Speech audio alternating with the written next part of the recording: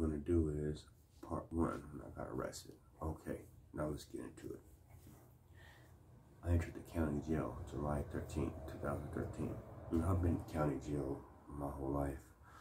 From my whole life. I was going to county jail as a baby. Let me find out. Anyways, I got my little footprints down there. No, but anyways, when I did the 5-year, this last one on this vicious term, I went to Folsom. Basically, we were sick. Let's get into it now. You guys already know I'm raffling. Like I said, I'm gonna raffle the Stizzy pod necklace. I will be raffling some stickers as well, Stizzy pods, and then I'll be raffling the Stizzy pod backpack. Nobody has this. Very few. You see, you put it on. They have these in prisons, like backpacks, and there you go. You put your Stizzy, your weed, you know, whatever. And then I'm gonna be raffling. I'm gonna be raffling that, and I'm gonna be raffling that charges. Here, let me show you guys. And this is a cool pack. It's got a USB port. I'm gonna be raffling this away. And I'm gonna be raffling that spray backpack. I already showed you the last video. This is brand new. I'm gonna be raffling this to my 1,000th.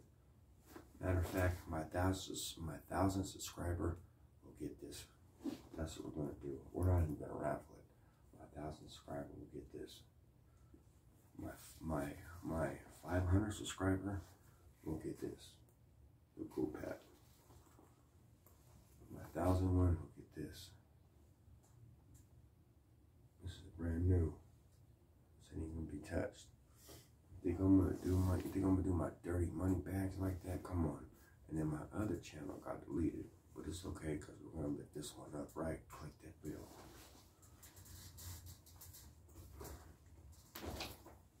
So, anyways, in Kern County Jail, Max Mead, pretrial Laredo. I entered Kern County Jail sicker than a dog. Anybody out there on methadone? Methadone's not supposed to be taken for life unless you are going to be, unless you know you're going to be a heroin addict for the rest of your life. Then get on it, man. Quit shooting, you know. It is what it is. But anyways, I didn't know. See, at the time I was young. So, so I'm going to county jail sick. I've been on the run for years on Xanax and methadone. Bad. And it's been about 7 years since the last time I went. Caught a term, went to jail and shit, all that stuff. I was on about 200 milligrams of methadone at the time. I was waking up taking 3-4 Xanax. Bad. I was so wrecked up. Like, I was with my ex too. She was on 200 milligrams. We would feed off each other. You guys understand? I'm gonna tell you guys right now. If you guys are doing drugs, and okay, look, it's like this. If you're doing drugs in a relationship, it's not gonna work. It's just not gonna work. I don't care how hard you try. 2 people doing drugs in a relationship is not gonna work. Point blank, period. It's just not. So with that said, I got my Stizzy pod always with me. Let's take a hit.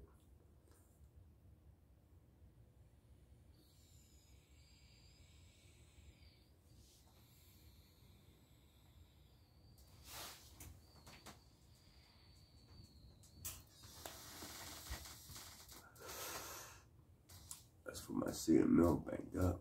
So anyways, I entered county jail sicker than a dog. I hit Laredo pretrial APOD. I'm a homie. So, you know, I run with homies. I was so sick. They give us a couple of days, you know, to just, you know, recuperate. There was no recuperating off of that. That was bad.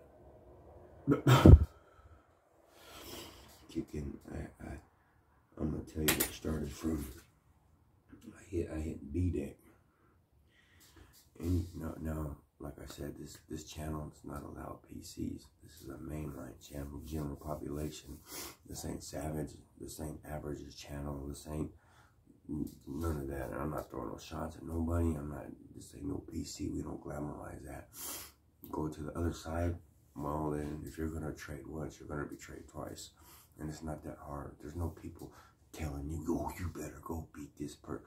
Nah, man, that's just a weak cop-out. There's 3 things, man, in prison. I'm going to tell you some things that's going to keep you survive. Respect. Respect others. Mind your business. You hear that? Mind your business, number 1. What don't obtain to you or to your people, to who you run with, leave it alone. 3, don't horseplay with any other inmates. Don't sex talk. None of that. See, people don't bring that up on their channels. There's certain things you cannot do, and this is just morals as a man speaking.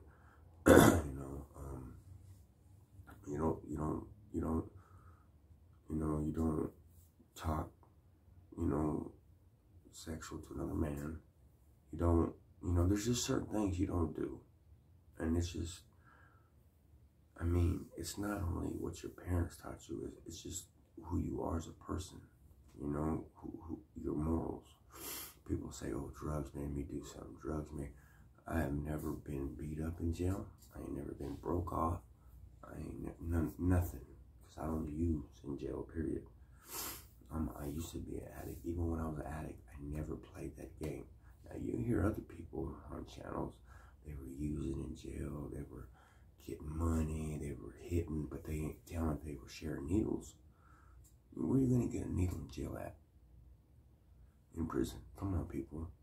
You get it from the diabetics. They have to use it first. That's how they get it. But they're not going to tell you that. Half these people, they're just drug addicts trying to get money or whatever, man. You know what I mean? Just whatever. It doesn't matter. I don't care. I'm not here to talk about nobody's channel but our channel. And this is real. We spill the real. We don't spill no deal. You get it? And it's just like that. And it will be like that. But, anyways, yeah, going to jail sick, man. That wasn't no joke. Kicking methadone because they won't help you. I was so sick. And Xanax, I remember when I got booked in. First going into county jail. Here we go. Here's where our journey begins. I know I'm in shit. Because my bill's at $800,000. I just almost passed out. I've had high bills before. I had $250,000. I've always had high bills. I never seen the farm. And you'll hear people talk about, oh, the farm, this and that. Well, first of all, we run the farm. You know what I mean? With no disrespect, with all respect. 2, homies run the farm. Us Sureños, Southsiders, we run the farm. We got the yarda, and that's just how it is. Now, we program with the woods, they kick it with us, they drink, we program with each other, They come to our tables, whatnot, keep peace upon the homies and the whites, And sometimes it's funny going up at night, because the bus comes at night, and you got all types of people, and you'll hear some of them go, well, some looks like woods, some looks like homies. I can't tell yet. Wait till they get in here. Basically, what they're saying is, they're basically already picking who's a homie, who's a wood, as they're coming in the door. But some you can't tell. Like me, you got a light complected, bald headed. Excuse me, spins out on me. You got a light complected, 6'3", bedlam coming in. Sometimes I'll mess with them. Now this is pre-trial. I only went to the farm once on a parole hold, 2017. We'll get into that. This girl said that I had her kidnapped and all this. She has a missing leg now. God don't like ugly. But anyways, so like I said, I walk in there like, hey man, bro, where, and they'll be like, oh, that's your bed. And I'll see something, be like, hey, what's up? That's it. They'll be like, oh, shit. He's not ours. That's a homie. But anyway, so I went into county jail B-Deck. Anybody that's been to our county here in Bakersfield, main active B-Deck. I go to B-Deck, I went into a seizure immediately.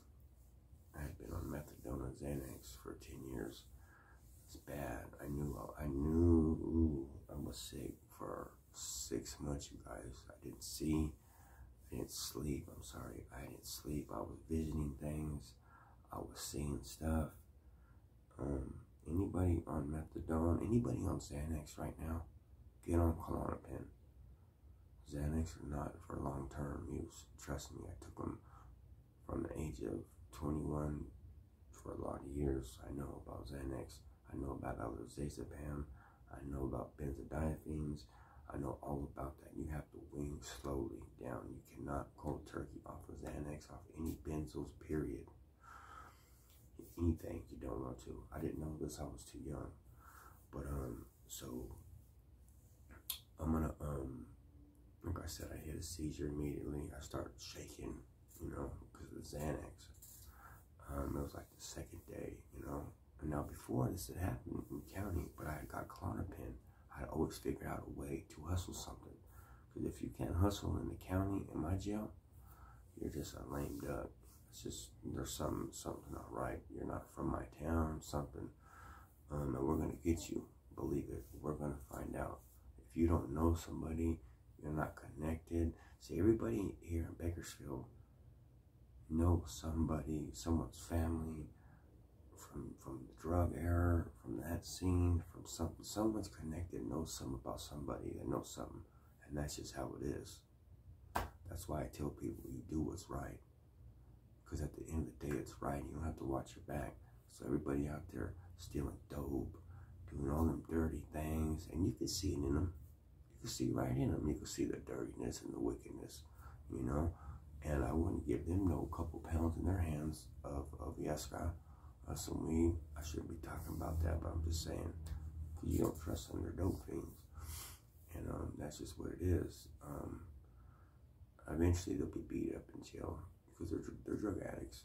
But yeah, it was bad kicking at methadone and Xanax. I had visualized things, I had seen things, and finally, in the county jail, because we have to go to Laredo, they drive us out there.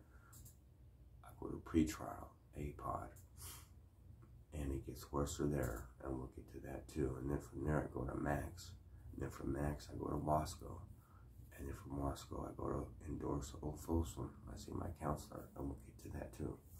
But yeah, it was bad. We kicked off a riot there. This Wood didn't want to pay, and he owed the homie, I think it was a sandwich or cookies. I think it was over the game. He didn't want to pay, so we kicked that whole farm off. We kicked it off everywhere, from the yard, from the farm, pre-trial to it kicked off everywhere immediately because he didn't want to pay. When you owe something, you owe it. It doesn't matter, especially Southsiders. The homies, we're very violent. We can demonstrate, kick something off very fast and quick, and we will. And you know, that's just how it is. That's prison, you know. And here I'm here to tell you guys the truth. Every race can get violent. You know, I'm not just saying homies, us Sureños, you know, but I mean, anybody can get violent. It's prison. You're there for a reason.